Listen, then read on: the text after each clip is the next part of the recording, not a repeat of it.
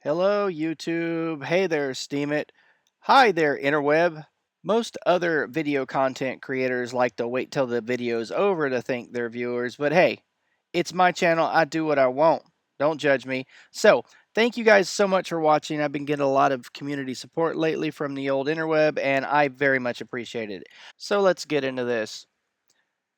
Today at 1:11 p.m., I finally arrived at the Mac store to try to get some help at their Genius Bar for an issue I had with my laptop. After I signed up and talked to the people in the Mac store, they told me that I'd have about an hour and a half wait. It was pouring rain, and I decided to go across the street to the Pioneer Place Mall to get out of the weather and keep dry and maybe do some window shopping. For the sake of clarity, I have to point out that the security guards that work inside Pioneer Place Mall and the security guards that work in the Apple Store where I signed up to get some business done at the Genius Bar are the same security company. They are bonded and licensed to both properties.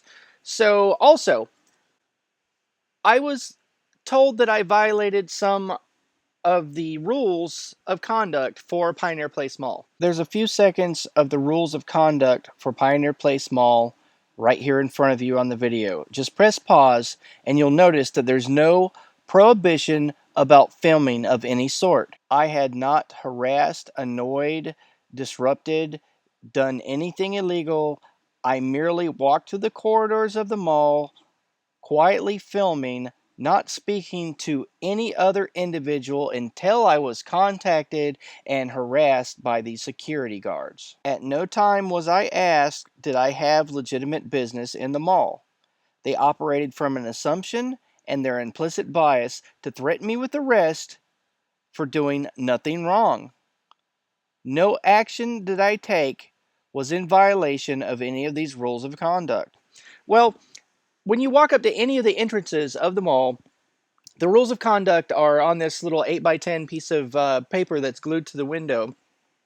And it's right at baby eye level. So if, a baby is crawling, he or she can look straight at those tiny fine print rules of conduct. But there's absolutely nothing in those rules of conduct that say anything about a prohibition for people filming.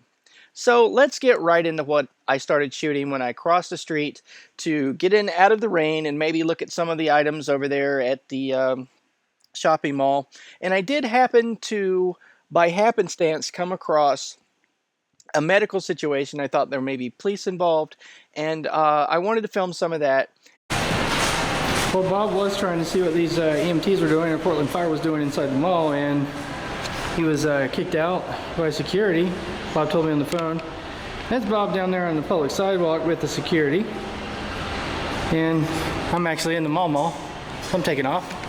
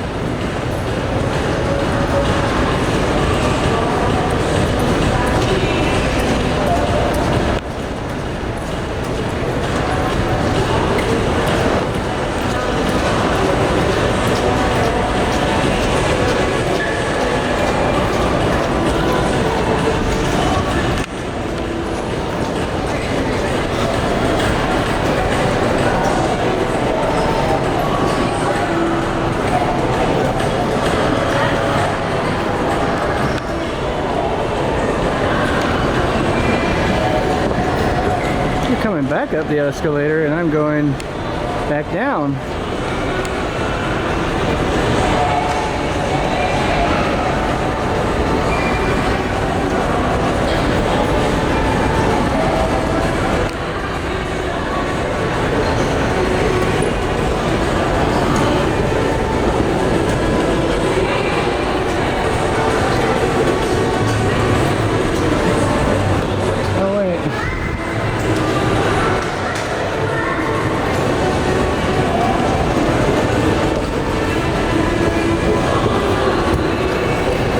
So Bob has to go down this corridor to get out to the street, and I'm gonna go and join him. Or he had to go down that corridor as the security threw him out for filming.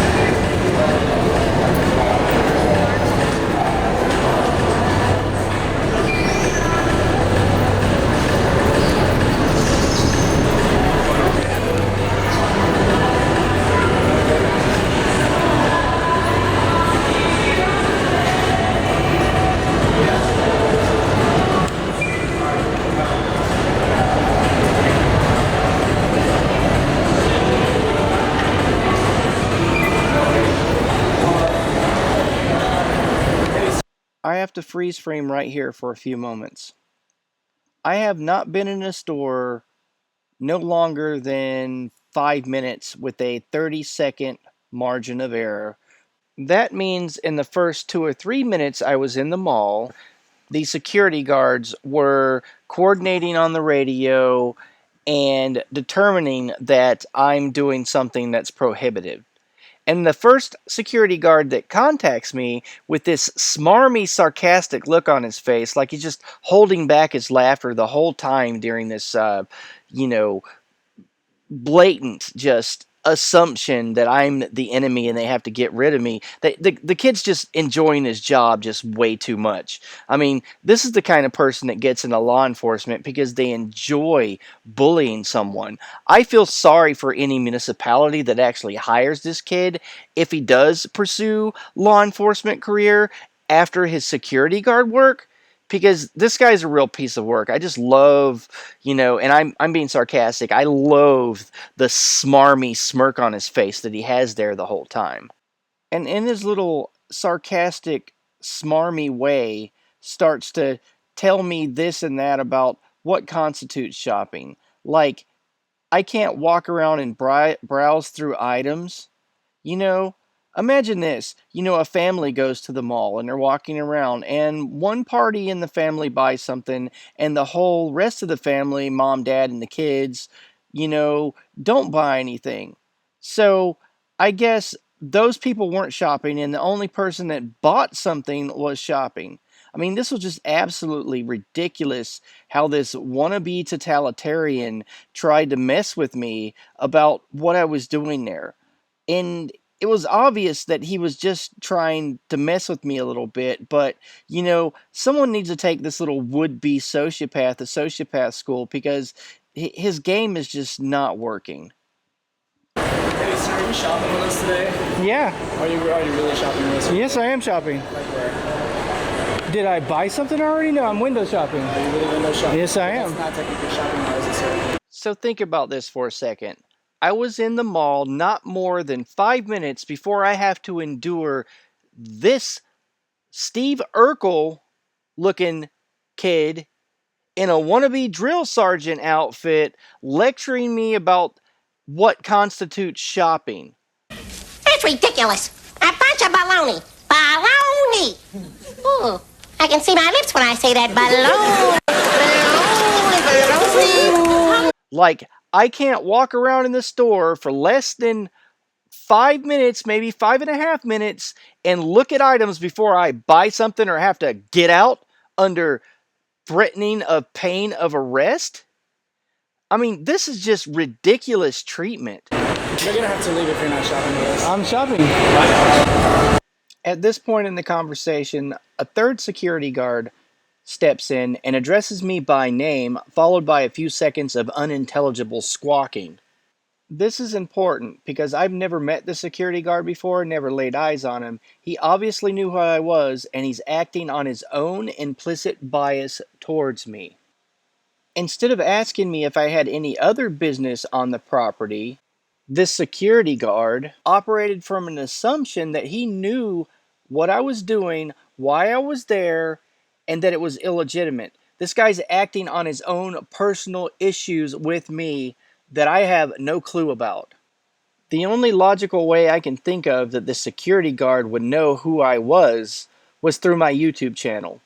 So therein lies his implicit bias towards me as an individual based on the media that I produce. The in-group I'm referring to in this man's implicit bias is the fact that he's a security guard and he sees himself as part of the policing culture and the law enforcement culture. I'm going to take the liberty to start over a few seconds in the past in the time code so you guys can see from the first point to where he mentions my name and starts the unintelligible squawking. So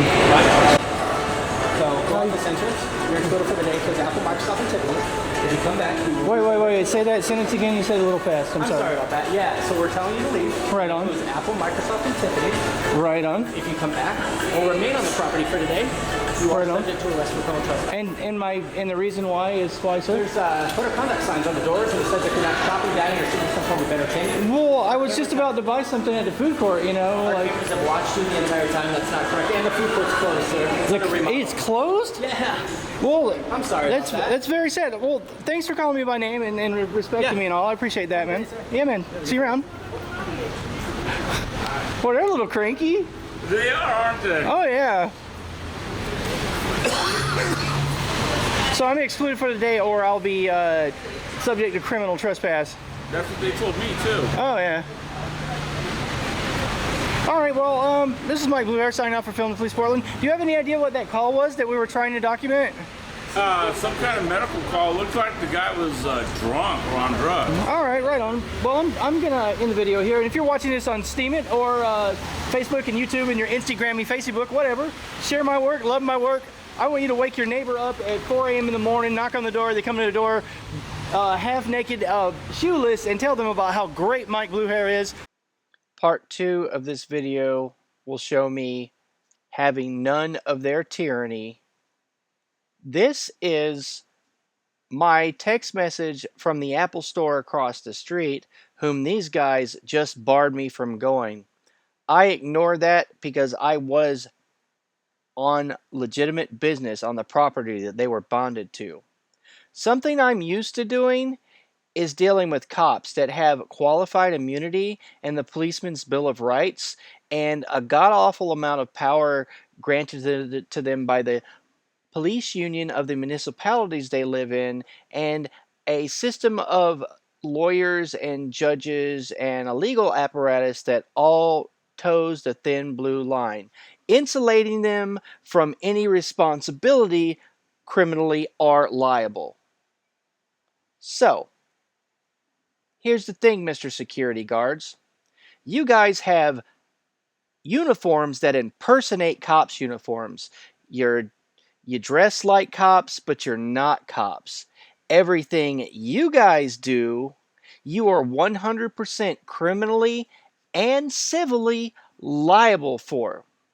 I'm really good at holding cops accountable with all that legal armor.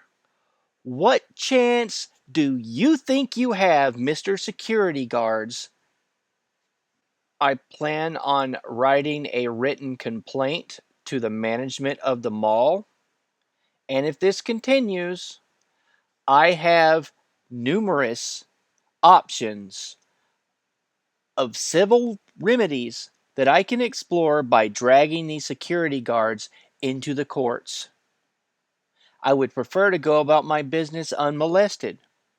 Please leave me alone. To reiterate, I will be showing myself continuing my business in the Apple store just a few minutes after they told me I had to leave for 24 hours. Just to be clear, I have absolutely no desire for any kind of legal action against the mall.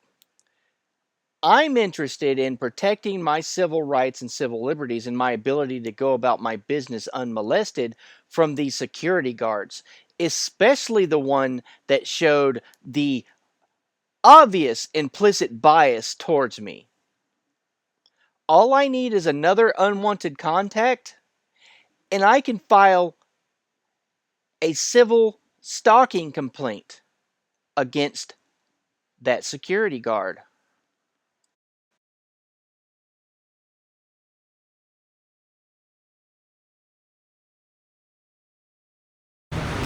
All right, to show how ridiculous this is the only place that a code of conduct is actually posted here. So it's on that teeny bitty, itty bitty, teeny weeny, the exact opposite of ginormous or egantic sign that's posted at the bottom of the door. And I have to use my zoom lens to get it for you. But in fine print, this is their code of conduct that I'm supposed to know about. And that's ridiculous. So I guess there's some kind of filming prohibition written on this code of conduct.